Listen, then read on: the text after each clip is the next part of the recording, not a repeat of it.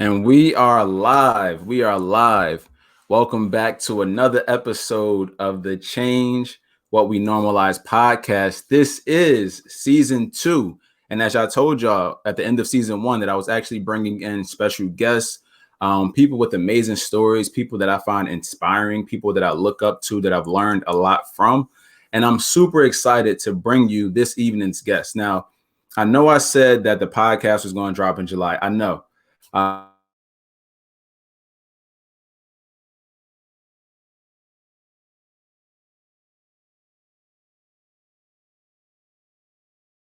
Excited, and I'm excited to have him on. So this is actually going to be the first episode of season 2, and it's going to be live streamed. It's also going to be available on every platform for YouTube and all your podcasting needs.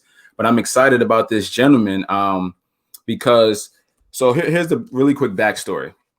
This book, The Marathon Don't Stop, The Life and Times of Nipsey Hussle. I actually came across this book. I was searching for books to read. I came across this book, and my best friend is actually the individual who really put me on Nipsey Hussle. So I thought it would be a great gift to get him. So I got this book, sent it over to him, and then I was like, I kind of want to read this book too. So I ended up buying myself a copy, and I just dove right into it, and I couldn't put it down.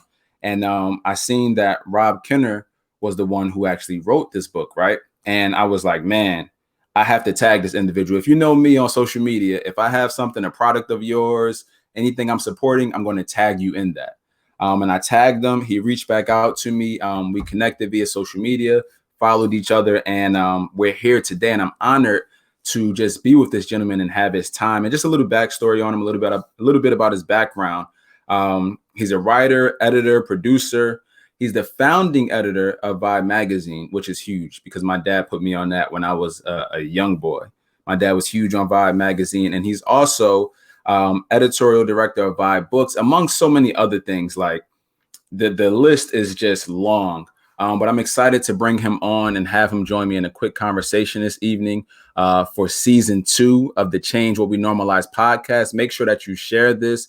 Make sure that you tag a friend. Make sure that you like, that you comment. You can even ask questions on this evening. I told you I have a special treat for you. So with that being said, I'm going to bring on Rob in just a second.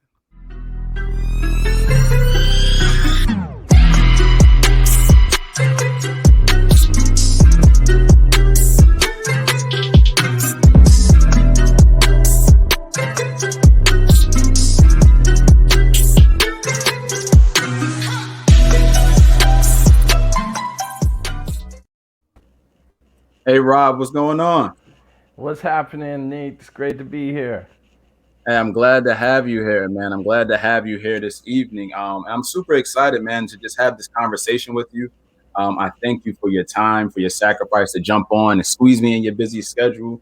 And I'm just honored to jump in, man. So, for the people who don't know Rob Kenner, because if I can be honest, I recently just found out about you, but I did a lot of research. It was like, okay, this dude had his hands in a lot of things that I know and love that I had no idea of. Like, you were really behind the scenes putting in the work. So just quickly, briefly, if you want to, just share who you are, what you do with the audience. I am a music lover and a storyteller, and I've been doing it at lots of different places. I just want to say shout out to your dad for putting you onto Vibe magazine, and belated Happy Father's Day to him. But yeah, I guess my entry into music journalism would be the launch of Vibe magazine in '92. I was blessed to be part of Quincy Jones's squad to begin that journey, and I ended up being the only editor who started and finished, with the whole run. So 17 years at Vibe. During that time, I edited cover stories on pretty much everyone in '90s hip hop up through 2000s. So Biggie, Wow. Tupac, Mary J. Blige, Puffy. We did the first profile of Puffy when he was still, like an A&R at Uptown Records. Snoop cover, you name it. It was the adventure of a lifetime. Then in later years, we did a Barack Obama cover story. Vibe was the first national publication to endorse Obama for president. And then I got involved in book publishing through Vibe. As you mentioned, we did a few books. One that you might remember is Unbelievable by Cheo Hodari Coker, which became the film Notorious. It's a biography of Christopher Wallace. And, you know, just telling stories about great musicians and great artists, great creative people. And, you know, out of all the work I've done, you know, I also contributed to Complex and Mass Appeal and BET and a lot of different publications. But I can honestly say that the book which connected us, The Marathon Don't Stop, has been the most challenging and the most rewarding project that I've ever taken on. And, you know, I'm really excited to be here talking with you about it tonight. Yeah, yeah, absolutely. Thank you for sharing that. I love that you said the most challenging and the most rewarding. Can you speak to that just a little bit with the most challenging part? Well, I think Nipsey Hussle is someone who was misunderstood for most of his career. He was underrated. He was, you know, partly of his own choice. He was never aspiring to be the most famous artist in the world. He wanted to speak to his direct following and, you know, serve the people that really tapped in with what his movement was all about. But, you know, as I followed his career over a long stretch of time, we first met in 2009 when he was rolling out the Bullets Ain't Got No Name mixtapes. This was in the late years of Vibe. And I had a chance to hear that tape when I had never heard of Nipsey and was immediately impressed with him. And I said, this is going to be an important artist. And I spoke with him after the listening and I said, you know, please keep doing what you're doing. We're going to give you all the support that we can. And, you know, he had a strong ambition to be featured in Vibe. I learned later, you know, he had been trying to get into Vibe for a long time, but he got that one page write up. And then over time, I think, you know, the industry just slept on him. And, you know, there were Yeah. a lot of, you know, after the XXL cover, obviously that was a big deal. He was on the freshman cover along with Big Sean and J. Cole and Freddie Gibbs. You know, he was right there with the elite of new artists at that moment.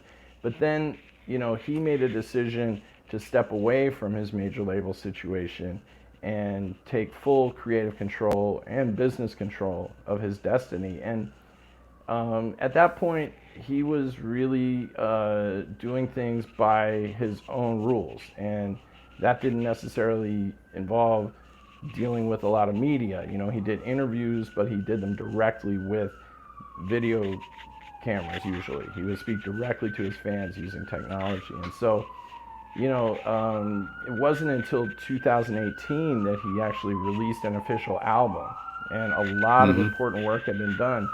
And, you know, it was just not a career that had been documented properly, you know, for all Yeah. the important work that he did and all the impact that he had on business and culture and, you know, the inspiration and concrete opportunities that he provided for his community. I just don't think he got the proper credit.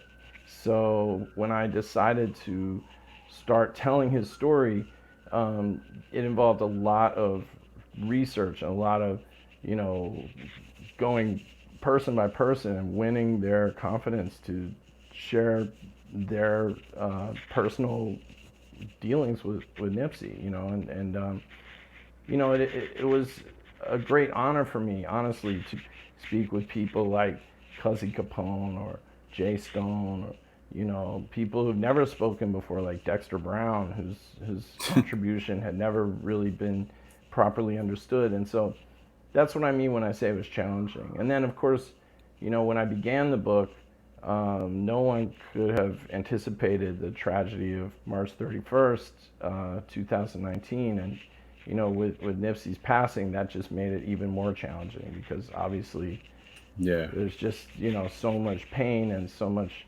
heartache, and it makes people perhaps even more, you know, cautious about who they speak to and what people's motives may be to have these conversations. So I had to make very clear what my intention was, and you know, you've read the results. 3 years of work went into this book, and I've just been overwhelmed by the support and the the love for Nipsey Hussle that's out there, and the support for this book, because I think his is a story that really needed to be told and told Yeah. properly, and I've done my best as a journalist to do that.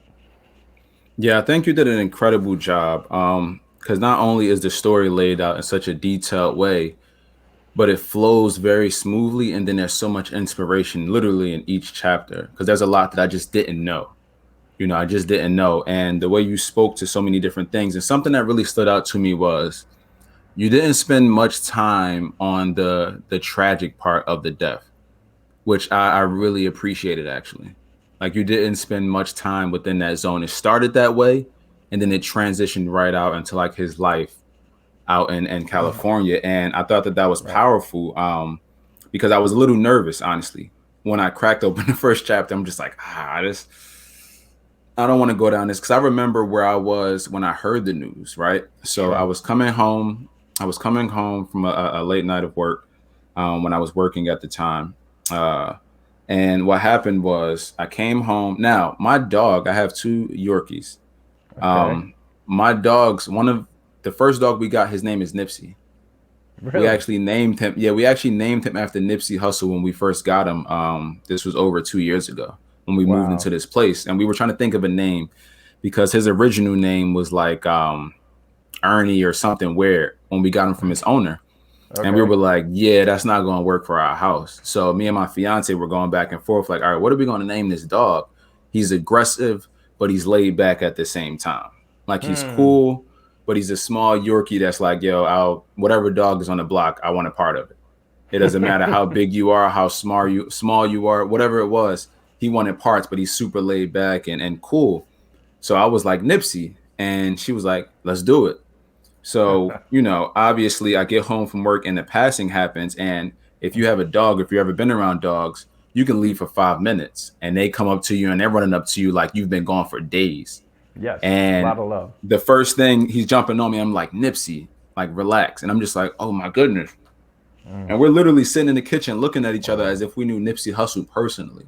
Mm.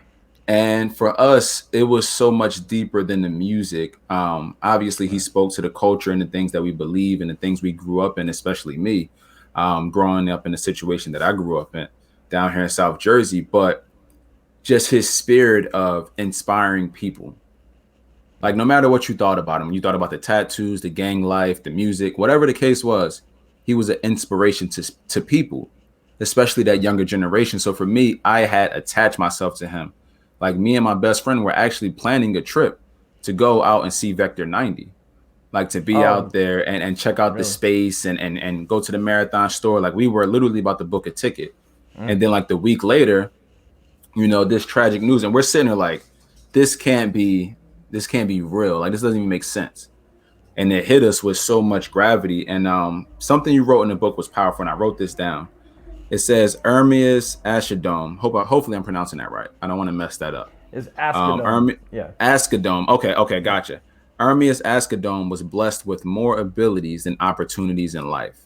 Mm-hmm. And that stood out to me so much because I think about growing up again in the communities that I grew up in. I knew so many people with the ability to do great things, but the opportunities weren't there.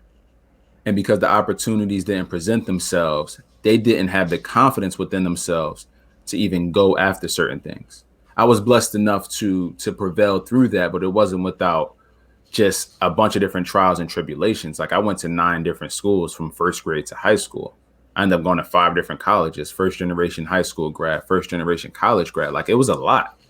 Mm. But to see that and realize like, okay, we connect on a different level, I thought that that was powerful. And I want to speak a little more to that, with him having so many different abilities and just being charismatic. It's like, how does someone like that come out of that environment? Where does that inspiration come from? And that's where I found myself really attached to Nipsey Hussle and looking to learn more. It's like, man, this dude came from some crazy circumstances, just like me, probably even worse. But for some reason in his head, there was this confidence. It's like, who was instilling that level of confidence in him? So I want to speak a little bit to that confidence, because you've met him before, you've known him for some time, you had opportunity to spend time with him. Right. It doesn't come off as cockiness. No, It no, far doesn't from come off it. as cockiness.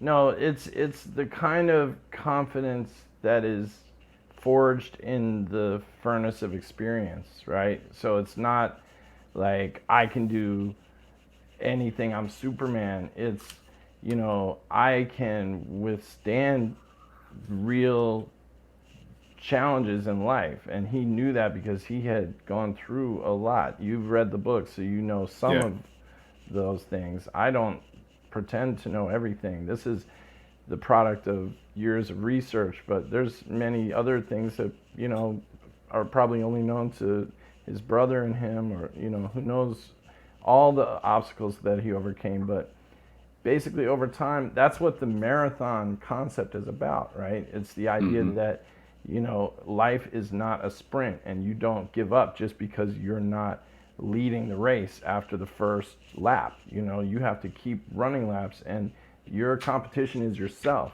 That's the thing that when I really like meditated on the concept of a marathon, the marathon runner is competing only with themselves. It's not Mm. possible to, I mean, think of Usain Bolt, for instance. He's a sprinter, but, he pushed himself. He is the world's fastest man still, right? Yeah. Yeah. He broke world records and won Olympic gold. And then he broke his own records again, like he pushed himself to continue to run faster, like at a time when other people might have just rested on their laurels. So I mention that because Nipsey Hussle had that same dedication and work ethic. And, in the song Dedication, which you remember from the Victory Lap Yep. album featuring Kendrick Lamar, he talks about, how long till opportunity meets preparation.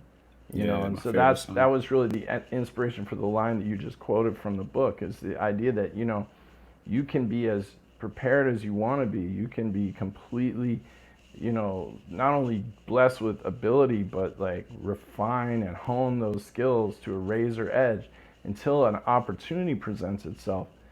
You really may not get the chance to show what you can do, So when that opportunity comes, you've got to be ready, and you've got to pounce on it and seize it and make the most of it. And I think that was the kind of inspiration that Nip's whole life represents for me and for those that have read the book. I mean, writing a book is a hard thing. Writing a book is a Yeah. marathon also, Yeah. and I can't think of a more inspiring subject to be immersed in, to be hearing his lyrics and his interviews in my headphones, and trying to kind of tell that story.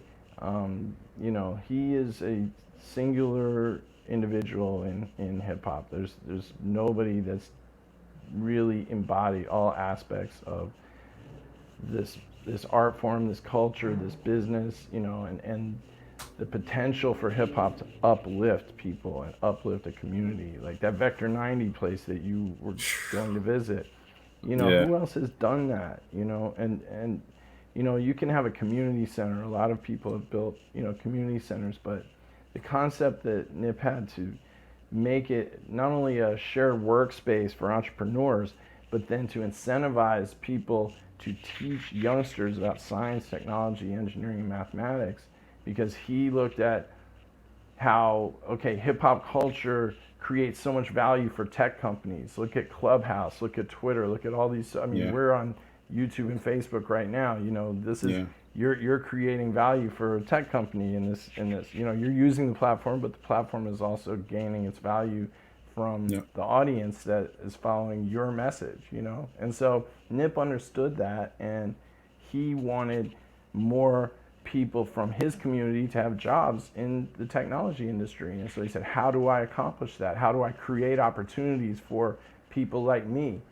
He was a young genius. He was able to build computers from parts by reading magazine Yeah. articles, That was like, crazy.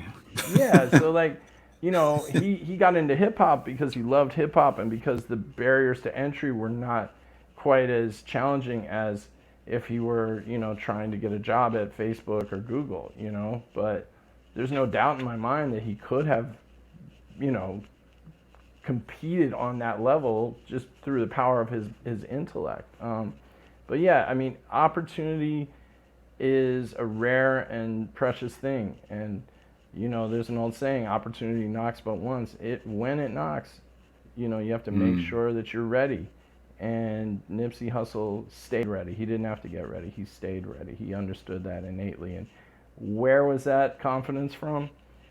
I think he would credit his family first and foremost. I think he would credit the example of his father, who he described as an African freedom fighter, who was, you know, someone who came from Eritrea in East Africa to the United States seeking asylum from a decades-long civil war, which is a tragic struggle that's still going on today between Ethiopia and Eritrea, who are two countries that share a lot culturally, but due to a kind of hangover of colonial interference, you know, there's conflicts there that have taken many lives. And anyway, his father, though, was able to start a new life in a new country and also keep his sons connected to their African heritage, and took Nip and his brother Sam back to Eritrea at a pivotal moment in their development. So I think Nipsey would probably credit his father and his brother as his chief inspiration for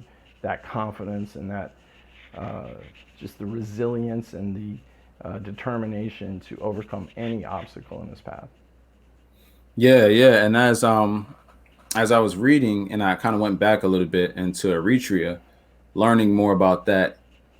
When I was reading the story, it was like, man, that was a huge turning point into who he would become. Yes. You know, he was kind of like this rough edge, super intelligent kid, a little misunderstood. But when he went there, it was as if his entire perspective on life had changed. Yeah. And he came back home. You know, it said he left as a boy, he came back as a man.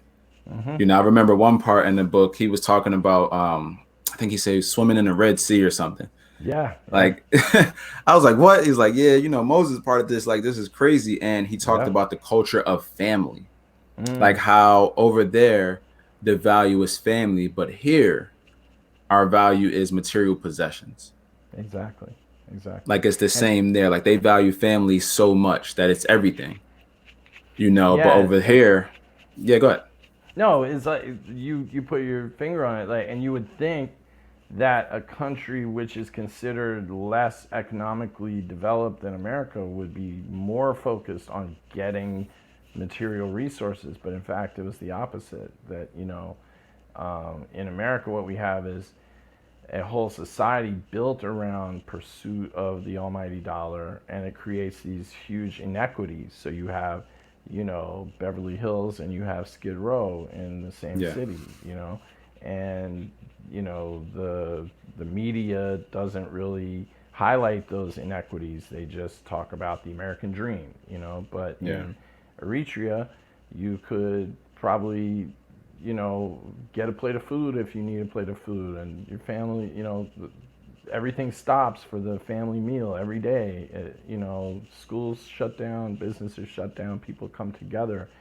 And, you know, the respect for women that he learned being out in Eritrea, and, you know, the way he felt about his cousins and nieces, and, you know, he gained a completely different level of respect for women, which he brought back with him, and made him reflect on the assumptions that he picked up as someone who grew up in LA in you know, the late 80s, early 90s. And so, yeah, it was a life-changing trip. That's literally how Nipsey described it in my last interview with him. You know, that trip to Eritrea was life-changing. And it's a credit to, again, his dad, who recognized that his sons were, you know, being strongly influenced by their environment in South Los Angeles, and he wanted them to have a strong connection to his culture and to his family that was, you know, in East Africa. And, you know, one of the things that I think is so powerful about that first journey is that Nipsey, you know, he was already making music, And he would go to a record shop in Asmara, the capital city, and tell them, one day you're going to hear about me. I'm going to be a famous rapper. And sure enough, the next time he returned to Eritrea, Victory Lap had come out. He was Grammy nominated. He met with the president of Eritrea. Him and his father and his brother got VIP treatment. And the interviews that he did with Eritrean national newspaper are some of the most moving and powerful ones ever, because Nipsey was a very intentional interviewer. Like the things that he said, he was always, yeah, it seemed like he was aware that he was leaving his legacy in this way, because he sure wasn't getting magazine covers and the sort of traditional rap star media rollout. But so he gave this very detailed interview to a reporter who really didn't understand much about his life, other than that he had Eritrean heritage and was now a successful rapper. But Nipsey gave these very thoughtful, detailed answers to questions like, what is rap? And are gangs scary? And, just things that they seem almost naive, but he sees the opportunity to very patiently explain what his whole purpose of this career had been. And it's clear to me that he would have returned to Eritrea if he had been blessed with more time on earth. I'm sure that he would have set up some kind of a foundation out there. He referred to Eritrea as home in a number of interviews, and I think over time it would have been a place that he wanted to have an ongoing presence in. But unfortunately, as we know, that was his last, his second trip was the last time he was able to visit there. But you might remember from that second visit, the reporter said that his rap name, Nipsey Hussle, it didn't really have any resonance for Eritrean people because it's based on an American comedian who probably isn't well known in East Africa, Nipsey Russell. But the local slang, there's a word called Nebsy, which is similar to like homeboy in the local language. And so that became the name that everyone called him by. They referred to him as Nebsy Hussle. And it was something that the reporter said, do you want to correct that? Is that okay that we call you Nebsy? And he said, no, that's perfect. Don't correct anything. That's just how I would like to be remembered. So it's a sweet part of the story, I think. Yeah, no, that's amazing. And just as someone who's watched, a ton of interviews, probably not as much as you, obviously, but just watching how charismatic he was and how respectful he was of everyone in the room. Like, I remember watching him on The Breakfast Club, and he would accidentally talk over like Charlemagne the God to somebody. And he'd be like, oh yeah, my bad. And he would stop. And I was just like, it's so different as opposed to what I'm used to when I see someone who's a rapper, who's an artist, who's of that stature and that status. And there were just little things, man. If you really paid attention to his life, anybody listening, you would just see different characteristics of someone who was humble, who was confident, and who loved people. Yeah. And those are traits that I love to embody. I'm trying to help my younger brothers embody that. I'm trying to help the youth in my community embody those things because they're being sucked in to this culture of disrespect, of, just all these different things, low self-worth. And someone like Nipsey, it's an honor because I can model him up as someone that they can look to like, hey, look, these are the same circumstances, very similar. This is his background. He looks like you. He's not suited and booted all the time. Look, the dude has tattoos on his face and cornrows. Like, this is someone that you can really aspire to be somewhat like. And I love that. And I also love that he loved to make music, but he knew he had to create other things outside of music. He was so strategic in the things that he did. He was like, I want to set up these other ventures because when I make music, I want to make it from a place where I can love what I'm making, that it's of quality. Like, I don't feel like I have to make this to make money. And that to me is where the best art comes from. And I hear that all throughout the tracks on Victory Lap. You can just hear from the beginning to the end. It's like Oh, he put out exactly what he wanted to put out. And unfortunately, we didn't get, further albums. But that one right there, just to me, is solidified in history. It's like a No, soundtrack no to doubt. so many individuals' lives. And I want to speak a little bit about, as I was reading the book, again, I was learning so much about Nipsey, as he was claiming to be the Tupac of this generation, Yeah, you right. know. And what I didn't know was that he performed, I want to say it was in Atlanta. Yeah, that's right. I want to say it was in Atlanta. Yeah, yeah, yeah. Stone That he Mountain. Yeah. performed. Yeah, yeah. Can you share a little bit about that? Because that's a story I actually didn't know. Yeah, that was completely mind blowing for me also, and it was just through one of the conversations that I was blessed to have with people who you don't hear giving a lot of interviews. And I'm speaking now of Rallo Stiles, who is Nipsey's high school classmate and one of the very first people to collaborate with him. This is even before he went by the name Nipsey Hussle. At the time, Aramis Ascadome was his born name, was rapping under the name Concept, which, it kind of suits his persona at that time, which was really a very conscious, cerebral lyricist, and we know, if you really listen to Nipsey's music, you know that that never changed about him. This No. cliche of him as a quote unquote gangster rapper is really just a misnomer. I mean, yes, he had real life experiences that he never hid, and they're all in his music. His music is very fact based, but yeah, Nipsey's intention right from the start was to drop knowledge. And so Mm. Concept was his rap name, and he hopped on a track that Rallo Styles produced, which found its way to the attention of Afeni Shakur. And Mm. you Wow. know, to call yourself the Tupac of my generation is a really big statement.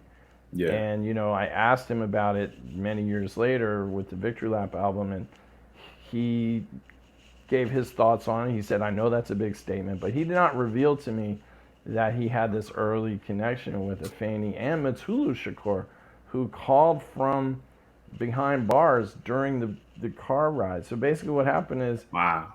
Afeni hears the track, and something about this song speaks to her, and she says, fly these young men in from Los Angeles to perform at at the Better Days album release event, which was I love that, man.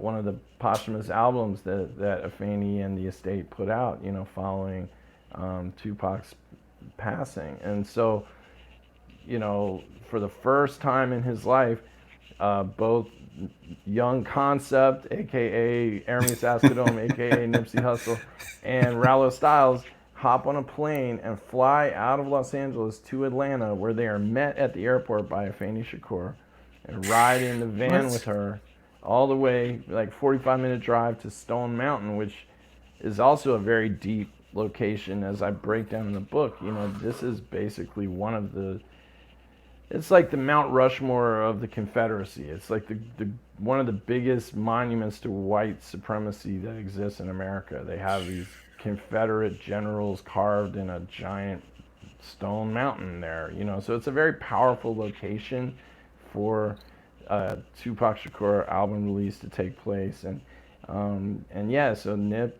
or Concept, they spit their rhymes at this event, and during the drive over, one of the craziest details of the whole story is that the phone rings, and Afeni answers it, and happens to be Tupac's stepfather, Matulu Shakur, calling from behind bars, and he asked to speak to Ermias. That's How he, crazy. why did he know? There were more than one artist who had flown in from LA, but for some reason, so there was to Rallo Styles, who told me the story. He took this as just evidence that there was some kind of a destiny, Yeah. spiritual connection at work here that could not be explained. And I don't pretend to have all the answers, but I knew this was an important story to share because when you talk about the Tupac of my generation, there's a famous interview where Tupac says, I may not change the world, but I Spark. guarantee I'm gonna spark the mind of the one. You know the Yeah, story. You yeah, know the interview, right? And I think no one would argue that one of many minds sparked by Tupac was Aramis Ascadome, and for him to take up that mantle of Tupac, my generation, um, that was a big statement, and he knew it was a big statement, but yeah. he put some of those things into practice. He had more time on Earth than Tupac did, and he was able to actually, translate some of the ideas into action, and we see the living legacy. Yeah, that's man. It's almost so surreal. Because I don't believe in coincidence. Right. I definitely believe in like a divine timing of things. Mm-hmm. And just the way that lines up, it's like, all right, this is nothing. This is nobody but God. I just want to let you guys know this is not a coincidence. This is not luck. Right. Right. This is like divine. This was supposed to happen. And it makes me Mm-hmm. think, okay, like now that Nipsey is no longer here, in the physical form, what is that next step? Who's going to pick up that torch? Hmm. You know what I'm saying? It makes me think of that as well. Yeah. And Yeah. I do want to ask this, right? You, as someone who's known him for quite some time, from when you first, met him as the very ambitious, like I'm trying to get out there, I'm trying to do my Mm-hmm. thing. Right. I'm sure that there's many people like that, right? Especially in the music industry. Shoot, I'm like that with my Mm-hmm. writing and my books and things like that. I'm like knocking on doors. I'm trying to do this. I aspire to be a New York Times best-selling author someday, and I'm just like, Mm-hmm. I'm moving, moving, moving, moving while nobody's really Right. believing. So from meeting him in that aspect to seeing this victory lap era, Mm-hmm. um, just talk a little bit about the inspiration, like how that inspired you to see this young man come in at that age and really aspire for these things and then achieve them. Like I know that had to be true inspiration for you, especially you personally knowing him. Yeah, absolutely. I mean, I've been blessed, as I mentioned in the beginning of our conversation, to witness many people who have defied incredible odds to elevate themselves in ways that the world would never have imagined. I mean, when we did our first profile of Puffy in Vibe, just as it was going to press, we learned that he had been fired from his job at Uptown Records, and we had to hurry up and change the last paragraph of the story and say that, well, as we went to press, Andre Harrell decided to let Sean Combs go from his position, but he's getting ready to start this new thing called Bad Boy Records, and we saw what that became.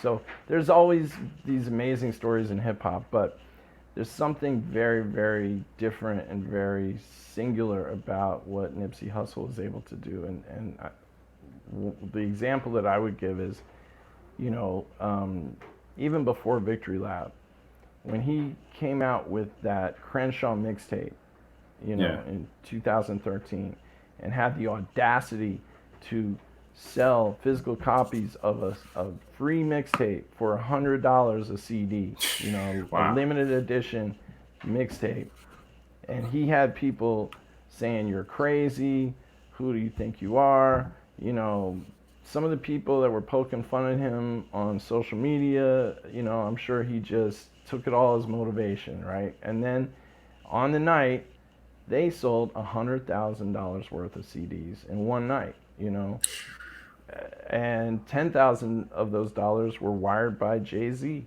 into his account, It's crazy, So, man. I mean, this is what you call vindication. If people doubted you, you can just throw it right back in their face. So, um, the results speak, right? The demonstration beats conversation. That's something that Nipsey always said.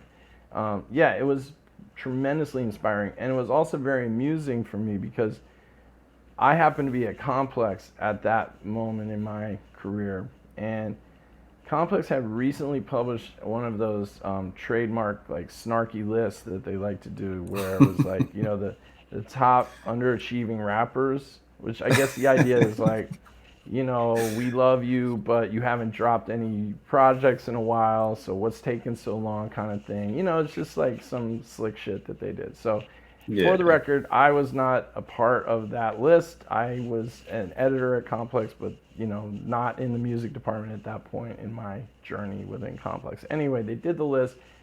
Nipsey was on this list along with, you know, other people that really shouldn't be in the same category as him, right? And I'm sure he was irritated by the list, but he didn't say anything. But then when Crenshaw dropped, and suddenly the whole industry is like, "Oh, you're a genius," you know, Jay-Z bought 100 of your CDs and wired you $10,000, and you know, you changed the game, which he did. But then, so one of my colleagues at Complex emailed him an interview request that day and was like, you know, we're big fans and we'd love to interview you. And that was when Nip was like, fuck Complex, 10 racks for an interview, or stop emailing my management. And I just thought it was hilarious because, you know, I know the writer who emailed him is a really genuine Nipsey fan. I don't think he knew about that snarky list, but you know, from Nipsey's perspective, it's just the height of hypocrisy. Like, how can you diss me on this list, and now you're big fans and you want, you know? So that interview, if you go back and read, is a classic because unlike most interviews that Nip did, he was actually a little, you know, more irritated than normal in the conversation, and caused him to kind of speak with extra passion. And he said some very forceful statements that I think really was a direct line from that conversation to the record that is, you know, the first single off of Victory Lap. You know, I ain't nothing like you fucking rap. You know, and you know, he was making that statement. You can't compare me. You can't put me in the same category as artists that don't have the type of real life responsibilities that I have, not just in terms of running businesses, but you know, going through real things in the streets of Los Angeles and like standing behind your word as a member of the neighborhood.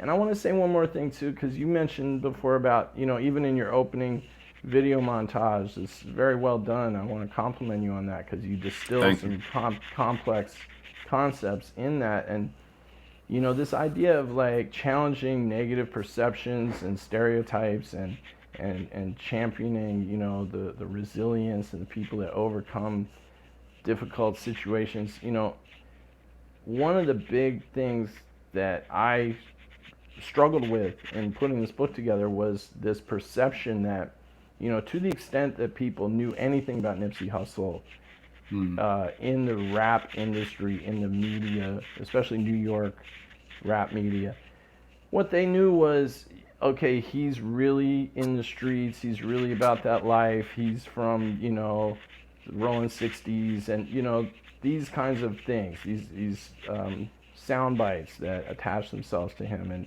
you know, I noticed when he did his Victory Lap media rollout in New York, he went to, you know, one of the biggest rap radio stations in the world, you know, the leading rap radio station in New York, and one of the biggest personalities on that station said to him, you know, this is actually the first album of yours that I've ever sat with, you know, and this is an artist that's like 10 projects at that point, some very important records.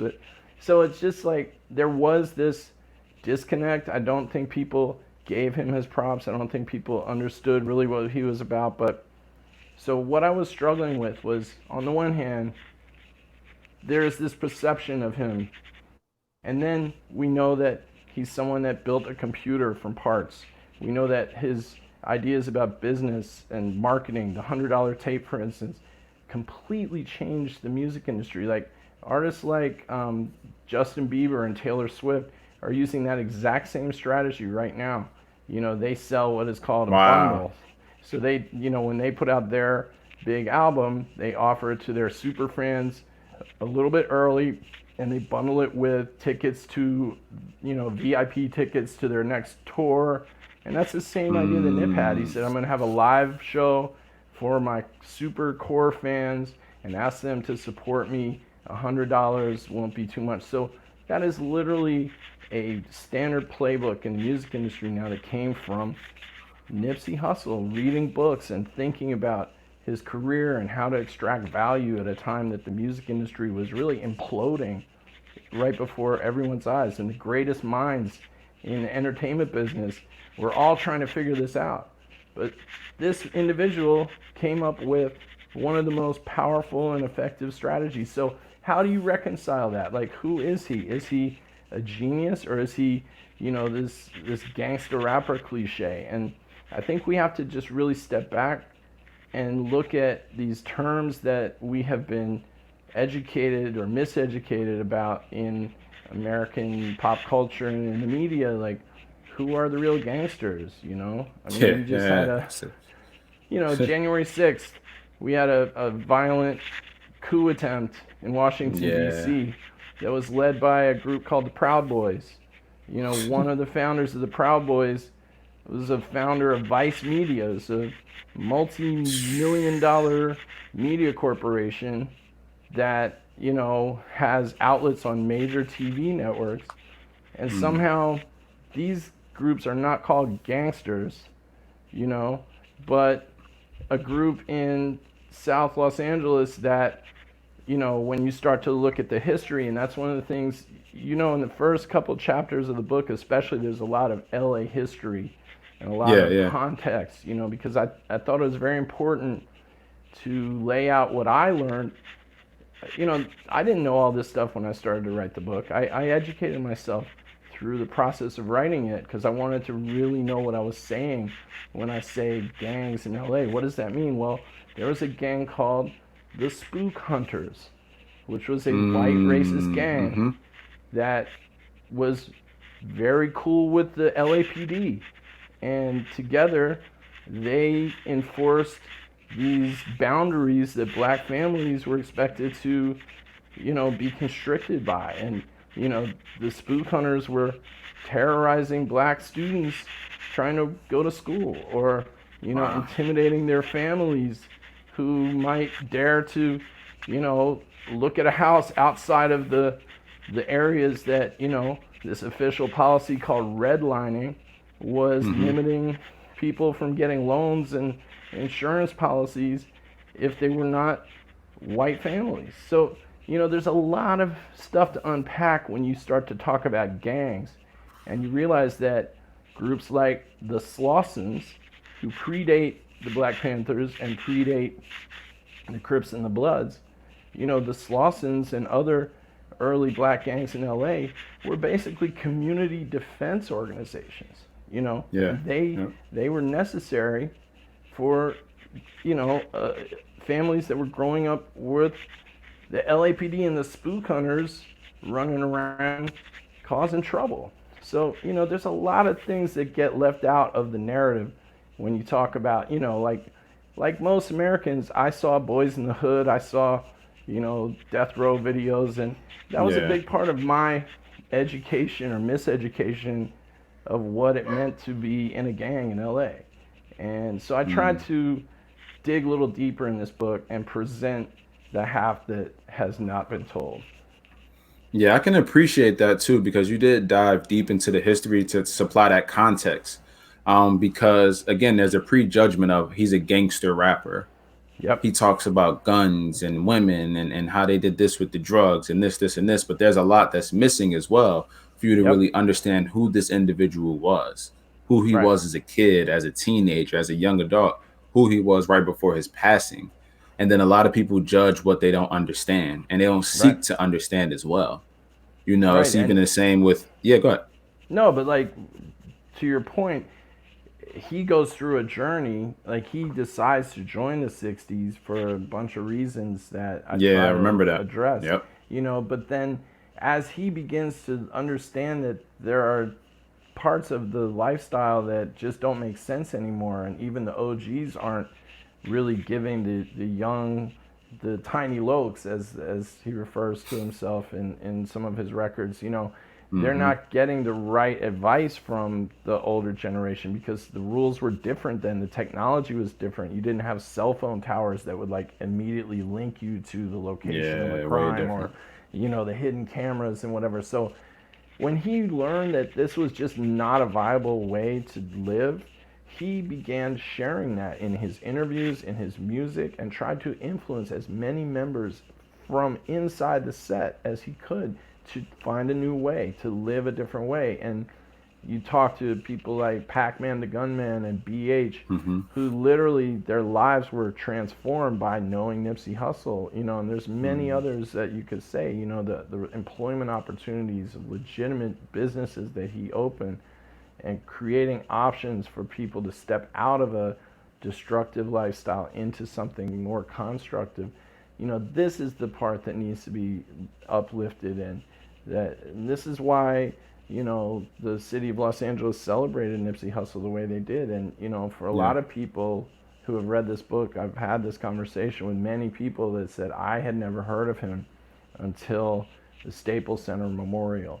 Wow. And that's why I opened the book with that memorial, which, to your point, I didn't want to make this book about a tragedy.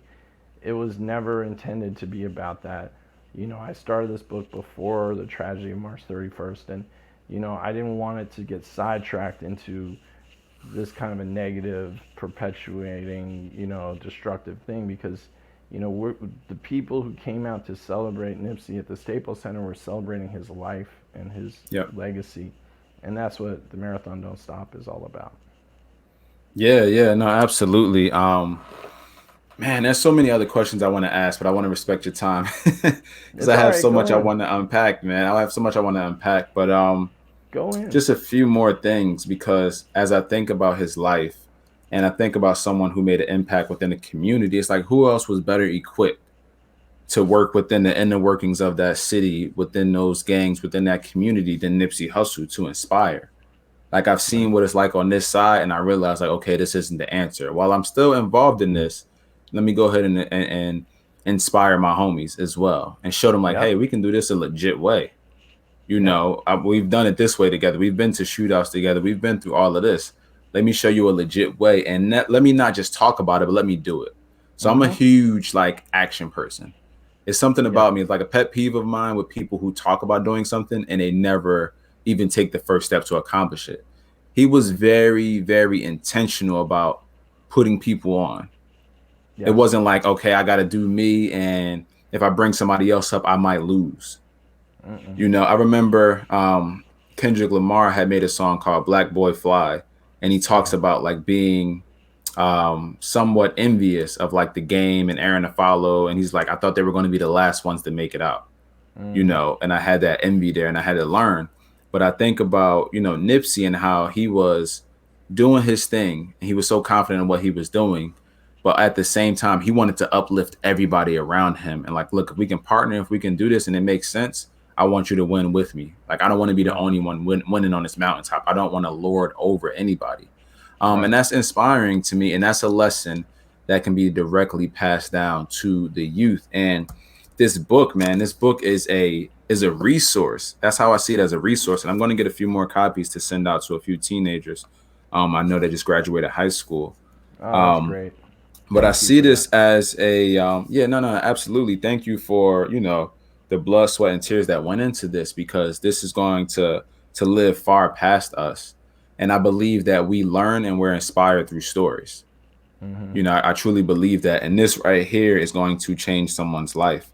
So I want to ask you, you know, with this being a resource, what's next? Like, what's the intention for this book, and what's also next for Rob Kenner? Well, the intention for the book is exactly what you just said, is for it to change people's lives, expand their minds, whether they are living in the same type of circumstances that birthed Nipsey Hussle, or whether they have never thought about the realities of those circumstances. Um, we all have a lot to learn. We're living in a very, very deeply divided society in America and in the Yeah. world. But, Nipsey Hussle was a uniter and not a divider. And that's one of the lessons that I took away from a song like FDT, where, Remember that. YG and Nip came together, from different sets, from different blood and crib sets, and also uniting the essays, the black and brown in the streets of LA, because they saw a political force that was trying to divide people, that was all Yeah. about sowing the seeds of discord and division and racial strife. And I think it's important to remember that Nipsey Hussle was a uniter. So I want this book to affect the thought processes of people from all walks of life. I think this is a story that American people need to learn about. I think it should be taught in schools, not just because this book should be taught in schools, but that story. And this is the best that I've seen so far of setting down the basic facts of why Nipsey Hussle is so misunderstood and is so important. I was finishing the book during 2020, which is one of the most horrifying years that that humanity has ever gone through. And I'm not only talking about the pandemic, I'm talking about all of the racial strife in America.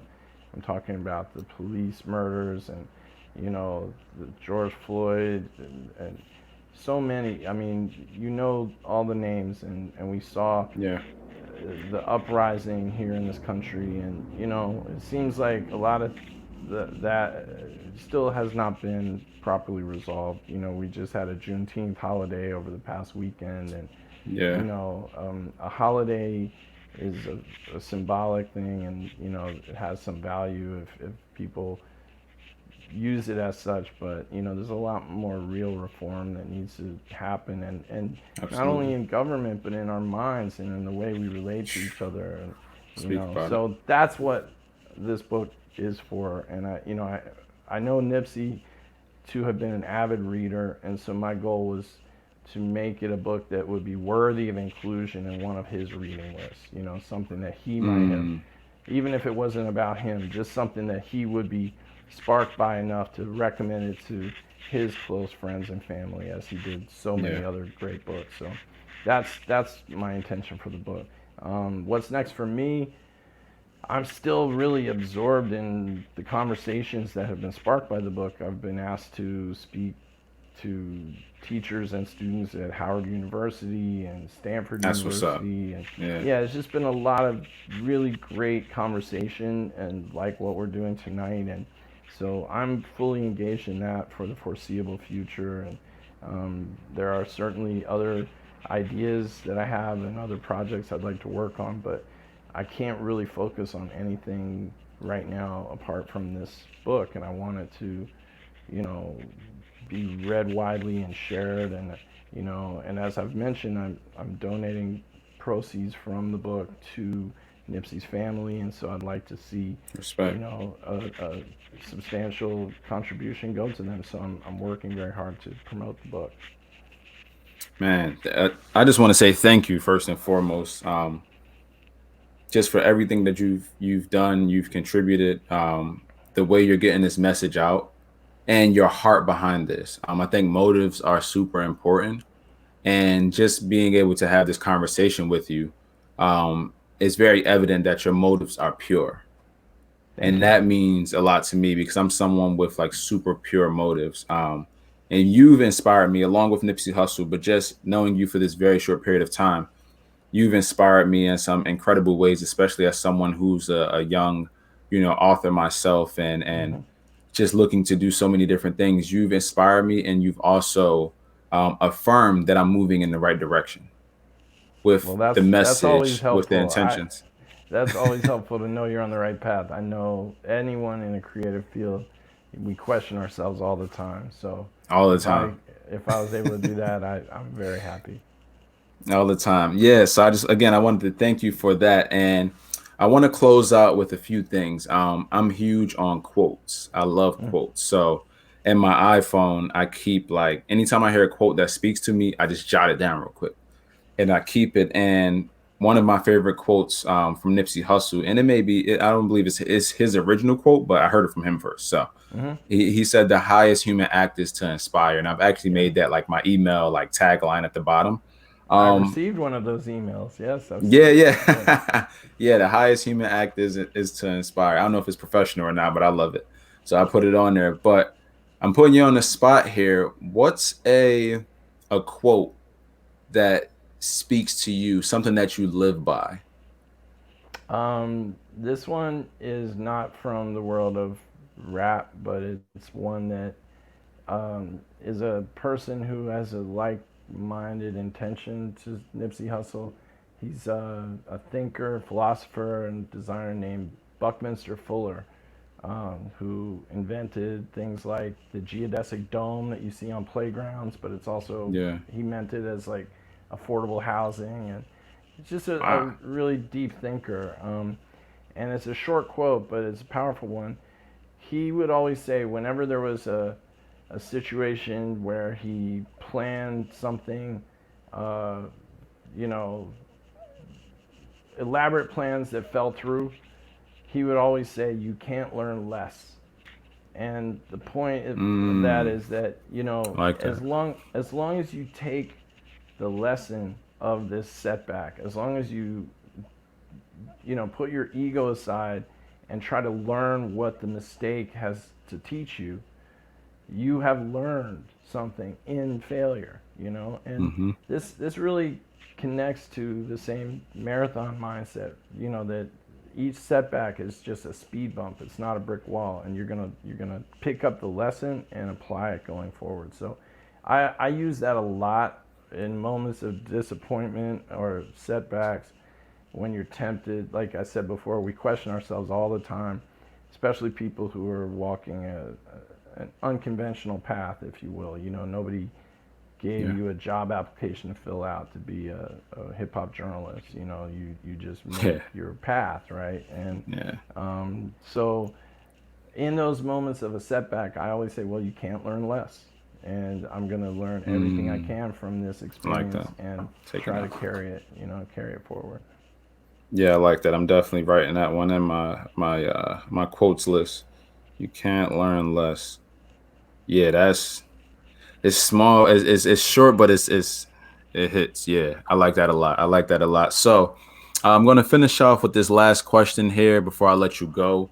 As you know, the name of the show is "Change What We Normalize." It's Yes. something that I live by, and for me, this quote was birthed out of a need to see change and impact within my community. I was at a Stop the Violence walk a few years ago, and it was a really like crazy like spring/summer in Atlantic City, New Jersey, where Mm-hmm. teens were getting killed left and right.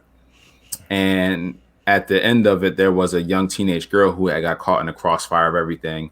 And it was literally like back to back killings, like every week. Like it was insane. And we just unfortunately had another broad daylight shooting and killing of two young teens this past, I want to say like 2 or 3 days ago. So we're going out in the city to do some work and really getting in the community. But Change What We Normalize came from that. They had asked me to speak at this march, at this rally, and I don't know where it came from, but in my mind, it just popped out of me like, look, we need to change what we normalize, because we had normalized showing up on these occasions to do these walks, to show up when somebody gets killed, to show up to these funerals. But we weren't getting together as a community to really make an impact outside of, hey, let's march down the street when the press comes to take photos. Like, where are we at when nobody's here, when these kids are in need, when things are Right. going wrong? So it was birthed out of a frustration to see change. And Mm-hmm. then I realized that Change What We Normalize can literally relate to any aspect of life, all the way to, your health and fitness. You don't like the way you look, you change what you normalize. What you Right. do is normal. And it's speaking, and it's an ode to whatever was normal that wasn't working, we want to change that. So when you hear that quote, change what we normalize, what does that mean to you? Well, I first of all, I just want to compliment you on the power of that phrase, because it's a very impactful thought pattern that you've laid out. Because we do become creatures of habit, and it's just Yeah. like what I was saying about this perception of what it means to be a gangster rapper, or what gangs even are about. The normalization process occurs through the media and through pop culture, and it's reinforced by education and by friends, and just things that become recycled, and then we never question where they came from in the first place. And so Yeah. I guess that's what is so powerful about the slogan and the title of your podcast, is that realizing that we have the power to change what we normalize. It's not just Yeah. the way things are.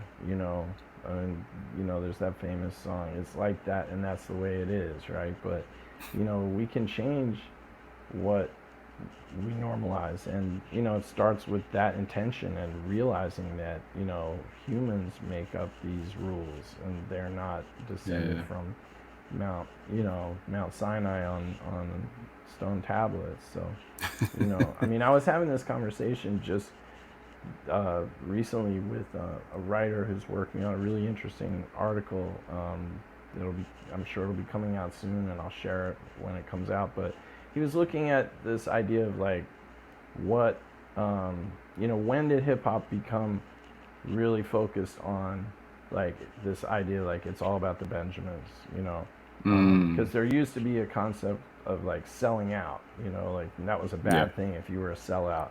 And the assumption was that we weren't motivated by money. We could be mindful of money, but money is not the sole motivation, right? So, in the process, I brought up Nipsey because of course he has the business called All Money In, No Money Out, Hmm. and that's different than saying it's all about the Benjamins. Like there are a lot of other motivations for him besides just personal wealth, right? He was trying to uplift his community. He was trying to inspire people who might not believe that opportunities were ever going to come to them. Might not believe they had options for constructive lifestyle. And so changing what we normalize is really important when you think about, what Nipsey Hussle's whole living legacy is. He was definitely about all money in, no money out, but For sure. it was what he was going to do with that money and how he was going to spread it around. And Yeah. and very often this paper chasing, securing the bag thing kind of gets oversimplified to the point of just like super capitalism and screw everybody else. I'm just going to get mine. And Yeah. I think it would be great if that impulse could, if Nipsey's vision of economic empowerment could be the one that is normalized. And to me, that's the true impulse behind hip hop. That's what hip hop was really about, was like creating great wealth and great opportunity out of a life and a part of the world that was considered marginalized at best, or hopeless. And look at the Bronx and in the 70s, Yeah. and and the landscape that these young people came together and created hip hop. And that's what's so inspiring about it. That's why we're still celebrating hip hop a half a century later. Yep. So I'm giving you a long answer, but it's a No, powerful no, no. I title. appreciate it. What you Thank you. have focused in on is a really powerful idea. And I hope that you continue to push that agenda, and cause people to just think twice about the assumptions that they make about everything. And they'll live a more aware and self aware life, with knowledge of self. And that's the most powerful thing that you can have. Oh man, thank you. One, the answer was great. And just sharing your insight. And it was an honor again to just have you on here this evening, and um, just hearing, your insights and your stories and background and inspiration. I'm sure that people are going to grab so many different gems from this episode. And I'm excited to build upon this relationship as well, even No outside doubt. of just this. I'm honored to just have that connection with you, and I look forward to building upon again that relationship. So before we close out, Rob, where can people find you via social media, websites, and things like that? It's Robert J. Kenner on Instagram, Robert J. Kenner on Twitter, and robertjkenner.com is the website. So tap in. The link in my bio has the interviews and the links to purchase the book, download the ebook, the audio book, and this interview will be on there as soon as you share the link with me. So, you know, the marathon don't stop, and long live Nipsey Hussle. Absolutely, man. Absolutely. Again, Rob, thank you so much for joining me on the Change What We Normalize podcast. I look forward to building with you. For everybody that tuned in, we appreciate you again. Share, like, comment. This will be available on all platforms. And I thank y'all for just being loyal supporters and supporting this mission to change what we normalize, y'all. And in the words of Nipsey Hussle, the highest human act is to inspire. So I want you all to take that from this episode and live an inspired life and live a courageous life. Be bold. If you took nothing from this, be bold. We have one time here from what we know. So don't allow anybody to slow you down. As he talked about, Nipsey had his oppositions. He had his challenges. I'm sure you had yours. I've had mine. The person listening, you've had yours. Remain resilient. Continue to believe in yourself. Continue to hold on to that vision and cherish that vision and see it through. The marathon does not stop unless you stop it. So I'm encouraging you and I'm begging you to not stop. Stay inspired and live an inspired life. And with that being said, we are out of here, and I'll see you on the next episode of the Change What We Normalize podcast.